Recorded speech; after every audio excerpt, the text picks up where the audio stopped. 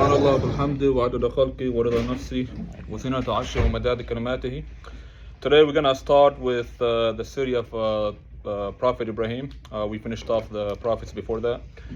Before we start with the theory, we want to go over a few things. Now, we know that we have two angels that write down everything we do, from the good to the bad. Now, the writing can be either with us or it can be against us. So on the day of judgment, the writing that's going on, it can be with us or it can be against us, based on how we lived our life. To motivate us, every Monday and Thursday, our book goes up to Allah. So the angel takes our book up to Allah. And that's a good motivation because we would want to do as many good deeds as we can. And every time we do halaqah, we do the questions, how many times you visited the masjid, how many times you did dhikr. You know, I would want my book to have that I visited the masjid at least once a day. If you can't do twice or three times, at least once a day that I have visited the masjid. And I would want my book to have as many dhikr as possible, so I wouldn't waste my time thinking about other stuff. I would keep doing dhikr and dhikr. And we talked about it. Dhikr eliminates anxiety. Dhikr brings blessing to your life. It brings hasanat. It brings a lot of things. So while you're driving, you could do it. While you're in the gym, you could do it in any stage of dhikr. And to cover up the topic, so today we want to talk a little bit about atheism, and then we're going to go to the Prophet Ibrahim, the story, alayhi salam. So what is atheism? Atheism is completely denying the creation of God, that we were created by evolution. If you guys can put on mute, please. Atheism got really popular in the French Revolution in 1789 when the Catholic Church fell. People began to stop trusting the churches, and people began to deny the existing of God. Every prophet and messenger so far, they haven't came to a nation where it was atheist. Either they they came preaching monotheism, and they were worshiping polytheism. What does monotheism mean? Monotheism means one God. Polytheism means many gods. So when a prophet comes to his nation, his qawm, they're already worshiping idols, which is God of this, God of that, the God of the sun. They believe in Allah, but they're adding gods to that belief. So Islam explains the origin of the universe, that the universe at one point did not exist. In 1929, Edwin discovered that the universe is constantly expanding faster than the speed of light. And the Quran did state that the universe is constantly expanding. They discovered that in 1929. In 1965, Wilson has discovered that there are traces of, when you shoot a gun and the flame comes out. The Big Bang Theory had a flame, which means that the universe does have a beginning. So at one point, the universe did not exist. And that was discovered by scientists, that the universe at one point did not exist.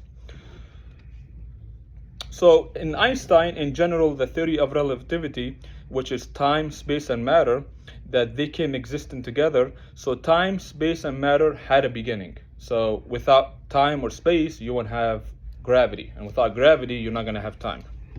So if you're timeless, do you have a beginning? So timeless is you're outside of the universe. So God does not have a beginning. The universe has a beginning. The sun has a beginning. We have a beginning. God does not have a beginning. So one of most Einstein famous quote was, God does not play dice with the universe. So Einstein, he was very famous, and he stated that he's not atheist. He believed something created the universe. Now, he did not accept God in his life. Now, just because you say, I believe in God, doesn't make you a believer.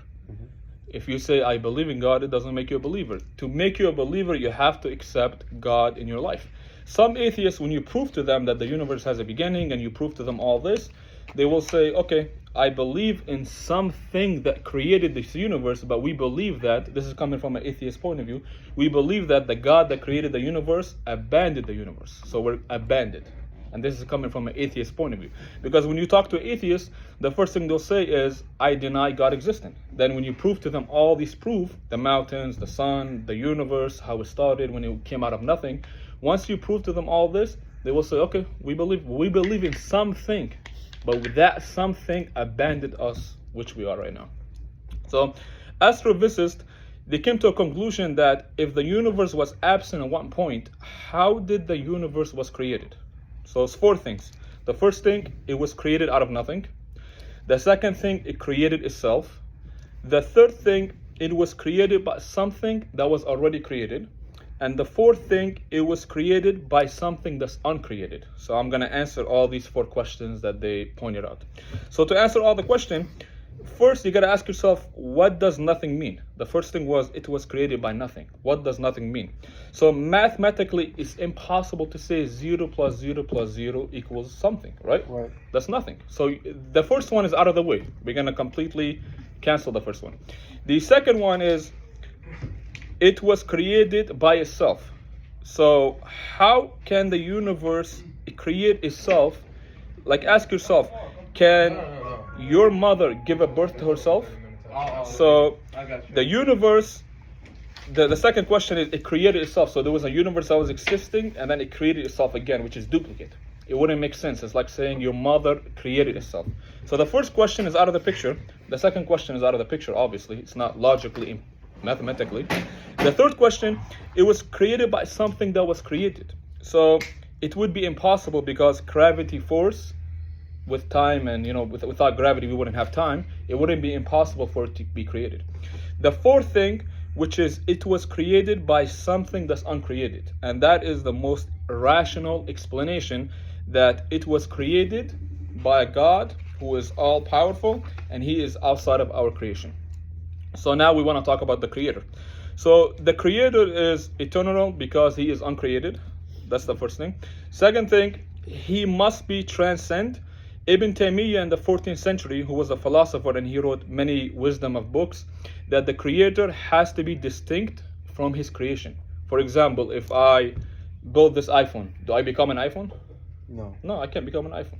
So the creator of the universe cannot be a creation of the universe. So when you see people worshiping the creation of the universe, how can you be the creation when you are the creator? So if I build the iPhone, how can I become an iPhone? Right. It wouldn't make sense. So the third thing, the creator must have a will. That means he chose for the universe to be created. Because at one point the universe didn't exist. He chose for the universe to be created, and that was his choice. The fifth thing is, he is powerful. The fact that he created atoms, he must be powerful. The sixth thing, he must be all-knowing. If he created gravity, time, and space, he must be all-knowing. And the final thing is, he is one. Because if you say the creator is 2, 3, or 4, it just wouldn't make sense. How can the creator be 2, 3, 4? That means if the other gods has more powerful, they can kick out the other gods, then they wouldn't become a god. It just wouldn't make any sense at all. It would actually raise more question as an atheist. So when an atheist debates with a Christian, it raises way more question, because you're saying God is in 3 form and he came as a human form. But Islam tells you that the creator is not part of the universe. The creator, he created outside of the universe. So the only rational explanation that he is one, he is the king of the universe, and he is the king of the whole universe and the skies above it. And our little mind will never understand the knowledge and the power he has. And his knowledge compresses everything. He knows everything we do. He knows our thoughts. He knows every single leaf that falls off the tree. And our little mind will never understand that kind of knowledge. So, introduction, now we're starting with the prophet stories. Now, what is the difference between a messenger and a prophet? You guys know that? Adam's a prophet, he wasn't a messenger. And So- Noah would be the first messenger, right? Yes. So every Rasul, so every prophet is a messenger. Every messenger is a prophet. But not every prophet is a messenger. So a messenger is someone that came in with a new law script. That's what a messenger. Prophet is somebody who's verifying the messenger before. That's what a prophet is. So the first, like you said, the first messenger was Nuh alayhi salam. And the last messenger is who? Muhammad sallallahu alaihi wasallam. And every messenger that came, he tells his people, look, you can't worship God based on your desire. You can't go to the sun and say, oh sun this, oh sun that. You have to worship God based on what God taught you to worship him. You can't worship him based on your desire. And sadly, through human time, that the book does get changed. Now the books that we know of is the Torah, which is the book of the Judaism, and the Zabur, we know that book, Injil, which is the gospel, the Quran, These books came, and over time it gets faded by human fingerprints touches the book. Like if you look at the Bible, it has many different versions. You're not looking at one version, you have different version with different people. Like Luke, Matthew, Paul, do they have last names? We have no idea who they are. Even historians, when they look at the Bible, from their point of view as a historian, not a Muslim or Christian, their job is to do their job. They will say that the Bible is extremely doubtful because we have so many fingerprints, we don't know who's who. What's Luke's last name? Do you know Luke's last name? You don't know his name. Because they are anonymous. They even said it, we don't know who they are, that they wrote the whole Bible. You had a question? Yeah, what's the role of a prophet if he doesn't have a message? The role of the prophet is to verify the message. For example, the message hasn't... There was already a message? Yeah, so the message hasn't fully been tampered with. It's just a little bit. So he comes in to verify that this has to be changed. But when a messenger comes, it's completely faded. So the book has been completely faded. And we will see with the Prophet Ibrahim, we're about to get to. So the question is, can the Quran ever be changed? No. So why can the Quran be changed? Why hasn't the Quran been like the Bible or the other book? First of all, Allah declared that the book will be protected. How can it be protected? There's over millions of Muslims are able to cover the book from beginning to the end, as young as 3-4 years old, as old as 67 years old. If you throw away every Quran in the ocean, after 12 hours you have another Quran, the same exact version. Quran doesn't have different versions, it has only one version that Allah has made it easy for it to memorize. Nobody can mess with it. If the Quran was able to not be able to memorize, the human over time can mess with the Quran, but the Quran can never be changed. Since it's the last book, it had a special protection because it's the last book. We're going to talk about the legacy of Ibrahim alayhi salam. So when a person came to the Prophet ﷺ and said, "Oh, best of mankind," the Prophet ﷺ said, "That's not me. Ibrahim is the best of mankind." And the Jewish, the Christian, the Islamic, they call it the Ibrahim tradition. He is the most respected person, to the fact that even Hinduism, who worships, many gods, they have one of their called is called Burhan. That means the book of Ibrahim reached them, and it got changed over time. There's over 70 verses about Ibrahim alayhi salam, and our Prophet sallallahu alaihi wasallam told us, look up to him as a role model. And when Ibrahim came to his qawm, the message has been faded. There was no Muslims left. So we talked about the prophets before it, which is Salih and Hud. The message has been faded completely. He was the only Muslim person on earth. He had the courage to stand up to his whole community at a very young age. Now, Ibrahim had a big test, and the bigger your test, the bigger your reward. And paganism, it takes different form over time. So paganism, it changes over time. Like right now in modern world, you don't see people worshiping sticks like they do back then, but the denial of their existing is what makes you also paganism. So who is Ibrahim alayhi salam? As a young teenager, he never knew he was going to be a prophet. He just grew up as a young teenager, and he grew up in the city of Babylon, the ancient city. When he grew up as a young boy, he knew what monotheism means. Again, monotheism is one God. He knew what it is. And his dad had a business. What's his business? Let me check. His dad had a business, and the business was to make idols and sell them. So he would make the idols and call them God of this and God of that, and he would sell them to the people. One day he asked his dad, "What is this idol? It has a big ear."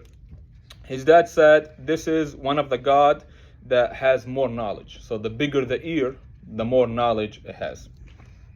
And Ibrahim laughed at a very young age. He laughed at what his dad said. He took it as a joke. And he would see people bow down to idols, and the poor people would have a smaller idol, and the rich people would have a bigger idol.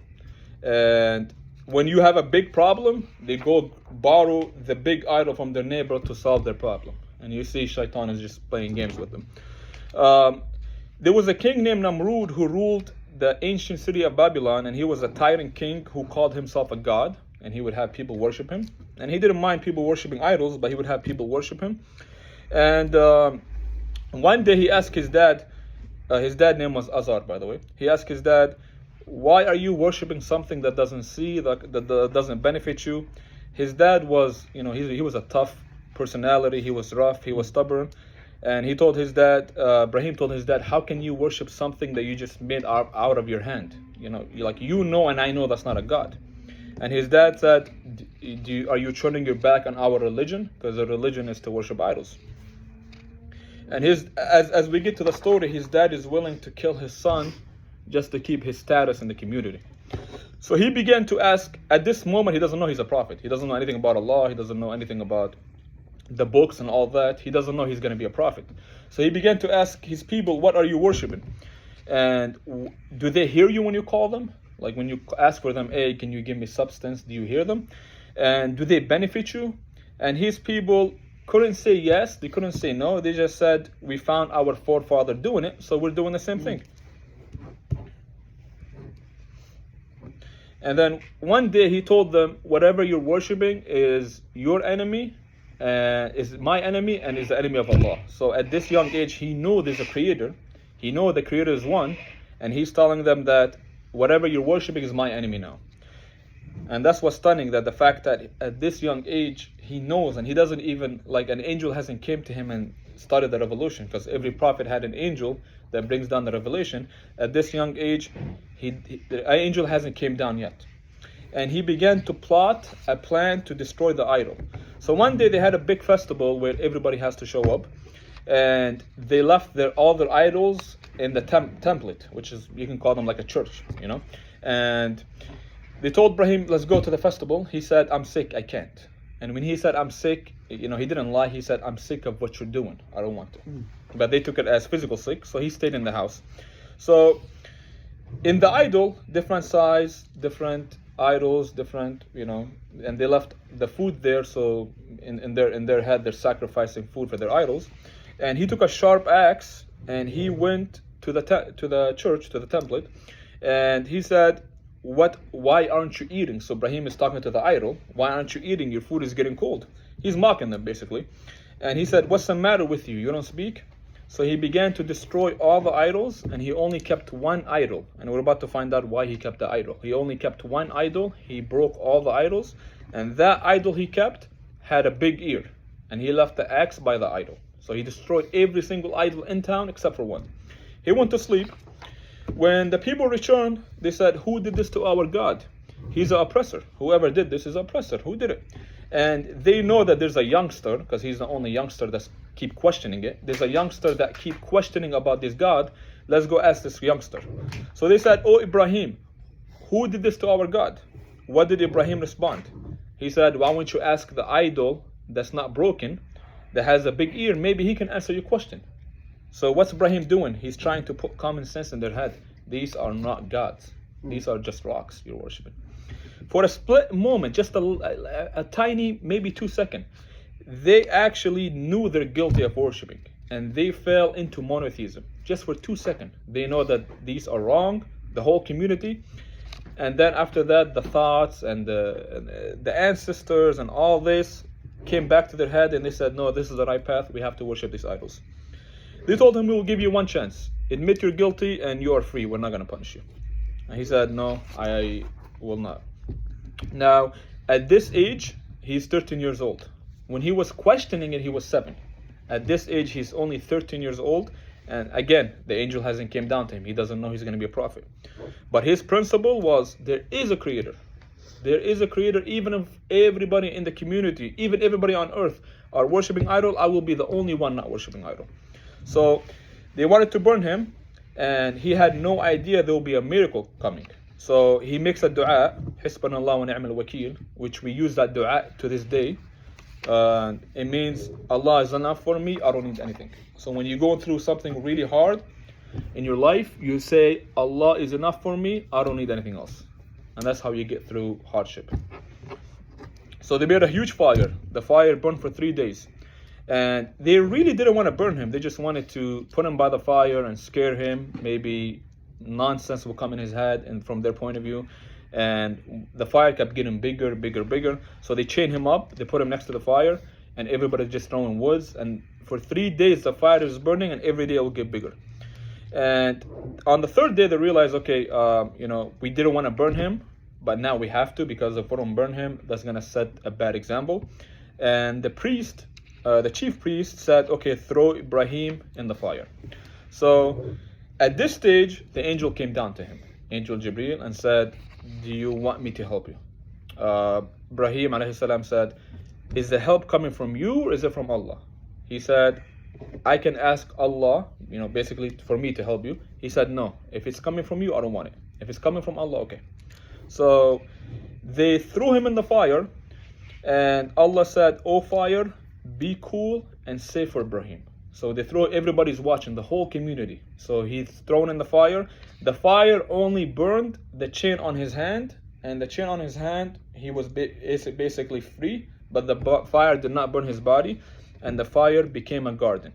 And later on his life, he said, later on when he got old, he said, the best peace I had in my life was in that fire, because Allah turned it into a garden. Now, when he came out of the fire, which turned into a garden, everybody was shocked. Everybody was extremely shocked. Now, normally in prophet stories that we do, people began to accuse magic, or they began to accuse other things, or they began to make rumors. But this one, they did not accuse him of magician, because they know how young he is. They know this miracle had to be from God. They know this, that the fact that the whole fire turned into a garden. So Ibrahim's story is spread through the whole entire kingdom about a boy that was thrown in the fire and it turned into a garden, and how he's preaching monotheism. Now he became a prophet. Before he was thrown in the fire, he was not a prophet. He didn't even know he was going to be a prophet. He didn't even know he's going to be saved. But once he was thrown in the fire, then the angel came down and revelation started. Now he's a prophet. Now a messenger and a prophet. Now he's communicating with Allah, with God, through Angel Jibreel. So now he knows he's a prophet. So once he knows he's a prophet, he began to preach. And once he began to preach, he began to tell his people about Allah, about his merciful, about his punishment. Then there's a king, Namrud, as we talked about earlier. He heard about this, and he summoned him to come to court. And when he summoned him, people are seeing the army come in and take Ibrahim to the court. People are assuming this king is going to kill him, because this king is extremely tyrant. He kills anybody in his way. He doesn't care. So when he came to the court, the king asked him, who is this God you're worshiping and you're preaching? He said, I worship the one who gives me life and death. So what did the king do? He brought two prisoners. He killed one and he freed one. He said, I could do the same. I can kill, and I can give life, I can give death. Now, Ibrahim is talking about life and death. He's not talking about killing and murdering. But Ibrahim looked at him like, this king is a fool. Let me just talk to him in a different manner. He's a fool. If I keep going back and forth, he's not going to understand. He said, I worship the one who makes the sun come from the east and sunset on the west. Do the same. So the king knew he was defeated. He can't argue with that. And he's a tyrant. He could have killed Ibrahim. He could have killed this young teenager, and he could have made him an example. Mm-hmm. But he knew that this young teenager is a prophet, and if I try to kill him, my kingdom might end. So let me just let him be. So he let him be. Ibrahim went back to his community, to his town, and he began to speak to his dad. I'm going to do the translation of the Quran verse. He said, my dear father, knowledge has came to me, and it did not come to you. Follow me to the right path. My dear father, do not worship the shaitan. The shaitan has transgressed. My dear father, I have a big fear for you that the most merciful might punish you. So he's not saying, oh dad, he's not saying, oh father. He's talking to his father with the most gentle way. Oh my dear father. Now, why would the most merciful punish you? Why would he punish you? And that shows you that the most merciful will punish you. That it means you must have done something really bad for the most merciful to punish you. If he is all mercy and he punishes you, you must have done something bad. He kept talking to his dad over and over, and he said, oh dad, you see me be saved from the miracle. This is the right path. You've seen the miracle with your own eyes. Everybody's seeing it. Why aren't you following? He said, Ibrahim, enough. But Ibrahim kept talking to his dad. At the end, his dad said, I will stone you if you don't stop. And if you want to live, then run away, because you don't have a place to live here. So Ibrahim kept trying until his dad threw him out. Now when his dad threw him out, Ibrahim was hurt of how much love he had for his father. He said, I will ask Allah to forgive you, and I will continue to ask Allah to forgive you. And what does that teach us? When we talk to our dad on a phone call, one wrong thing we don't like, we start to cuss and yell and hang up the phone. Right. But look at Ibrahim's story. His dad physically, literally threw him out of his house just because he said God is one. Didn't do anything wrong, just because he said God is one. And Ibrahim smiled and said, I will continue to ask Allah to forgive you. So, who accepted Ibrahim's message? His cousin, Sarah and Lut. And we will get to their story. And we want to talk about Ibrahim's dad. So later on his life, his dad has passed away. And Ibrahim started to ask Allah to forgive him. He continued to ask Allah to forgive him in his lifetime, but when he found out he passed away, he continued to ask more and more and more. And Allah sent the message, do not ask for forgiveness for anybody that died as an idol worshiper. Do not ask for any forgiveness for him. So on the day of judgment, we're going to fast forward. On the day of judgment, his dad will come with dark and covered with dust. And Ibrahim will tell him, didn't I warn you? Didn't you see the miracle? And he said, today I will not deny you. Today I'm going to follow you. And in Ibrahim's life, he asked Allah, do not disgrace me on the day of judgment. Do not humiliate me because of what my dad did. So Ibrahim is talking to Allah to see if he can forgive his dad. And then Ibrahim looks down and he sees his dad transferred into a hyena. And then he was dragged into hell. So the question goes back is, why did Allah drag his dad to hell when he promised him he's not going to disgrace him? Because Allah transferred his dad into a hyena, so people didn't really know that was his dad, and he got dragged into hell. So technically Allah didn't disgrace Ibrahim in front of the people. And that shows us, even the prophet, if your son is a prophet, the prophet cannot help you. On the day of judgment, you are on your own. Your son cannot help you, the prophets cannot help you. The only thing that can help you from the punishment is Allah's forgiveness and your book, what you have done with your book. Other than that, nobody can help you. So why is Allah punishment so severe to the disbeliever? Why is it extremely severe? And the reason why Allah punishment is so severe, we live at a lifespan of 76 years in this time frame. And when you live at that age, you live for 27,000 days, 776. That's how many days you live through your whole life. And out of that, you live for 666 hours and the 36 hours. That's how many hours you live through your lifetime. How many minutes you live? You live for 39 million minutes, 998 and 160 minutes. So you live for almost 40 million minutes. Not 1 minute in your lifetime did he say, Allah forgive me, or did he turn back to Allah. That's why Allah punishment is so severe. You lived for 40 million minutes, not 1 minute, even near your death, did you abandon these idols and worship Allah one. So on the day of judgment, punishment is very severe, more than what we can imagine. Now think about the most severe pain you ever felt. Now think about that pain in different body parts. And that shows you that even the punishment in the judgment day, we have no idea how we can imagine it. And there's a hadith that the scream of the people in the grave, if you would just hear the scream from the punishment, it will traumatize you for the rest of your life. You will never be able to smile. It is a punishment you could never imagine. It is a punishment you could never imagine. That's how severe punishment on the day of judgment day. Now, Ibrahim's story is actually pretty long. So right now we covered the ancient city of Babylon. The next lecture we're going to cover whether he goes to Palestine, whether he goes to Egypt, how was his life, how many kids he has. His prophet continue for the next 2 lectures. We will cover that inshallah in the next lecture. So, any questions? did you ever send that one video you were talking about last time with the witch that tried to... I'm going to send it today though. I'll send it today. Assalamu alaikum.